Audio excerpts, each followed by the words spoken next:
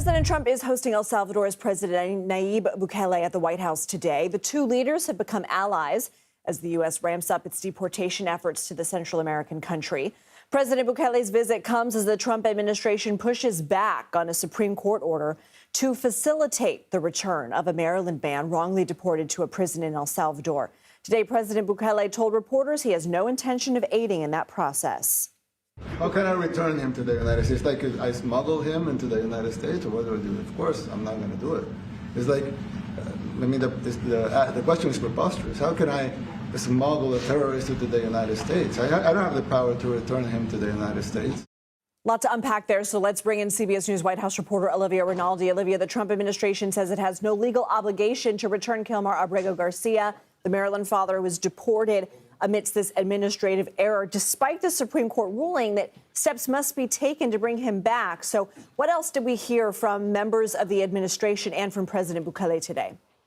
Well, clearly it was the main topic of conversation. This meeting between the two leaders could not have come at a more important time after the Supreme Court said that this administration must do everything they can to bring him back and begin facilitating that process. But the White House is saying it's not within their ability. They say the president's authority only allows him to dictate foreign policy, not dictate whether or not another country can bring someone back to the United States. So we heard there during that Oval Office meeting a very contentious back and forth between not only the president and people within his administration, but also the press asking, well, what's the next step? Now that the Supreme Court said this, what are you going to be doing? We heard from Stephen Miller, who is an advisor close to the president, saying that it's out of their hands, not within their jurisdiction. It is within the jurisdiction, though, of the Salvadorian president, Bukele, who was sitting right there. And he was asked, are you going to bring him home? What are you going to do? You heard his response there. He said, how can I return him to the United States?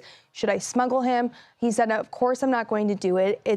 He said, the question is so preposterous. How can I smuggle a terrorist into the United States? So seemingly not going to cooperate with bringing this Maryland man back to the United States, begging a lot of questions of what exactly happens next, especially when the Supreme Court said this administration must facilitate steps to bring him home. A lot of questions there, Lindsay. Well, and Olivia, tariffs are still on the minds of many. The president now insists he granted no exceptions for electronics made in China. Think cell phones, even though that announcement was made Friday. President Trump and Chinese President Xi Jinping do not have plans to speak in the near future. But U.S. Commerce Secretary Howard Lutnick expressed confidence Sunday in the president's ability to negotiate with Xi. Let's listen. He knows how to play this game. He knows how to deal with President Xi. This is the right person for the right role, and I am confident this is going to work out with China. Yes, is it in a tough spot now? Of course it is, but that'll you'll see. All of that energy will sort of decline, and we'll end up in a perfectly reasonable place with China. First, though, caught in the crosshairs, we have a lot of businesses who are wondering what they're going to be doing, if they only have a certain product left in their warehouses, et cetera. Is there any sign at this point right now that either side is going to capitulate in this standoff?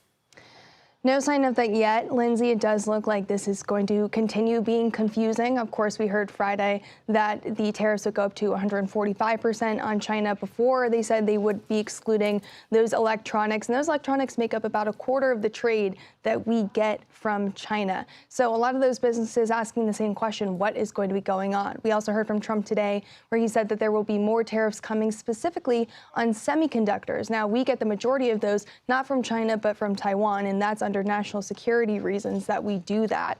And certainly we are trying to increase semiconductor production here in the United States. So this is part of that play. But there's still a lot of questions about what exactly is going to be exempted, what the tariff war with China looks like. And it all comes as Chinese leader Xi Jinping is in Vietnam today, meeting with their leader, and he's going to be going to Cambodia to meet with the leader there in that country.